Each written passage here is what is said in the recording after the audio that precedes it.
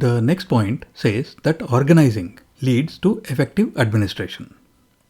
Now, organizing includes creating clear descriptions of the jobs and the related duties.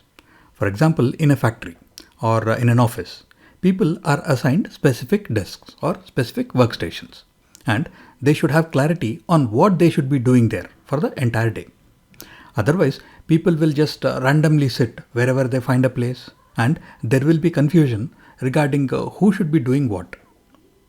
Organizing helps to avoid confusion among the staff, and it helps to avoid duplication of work.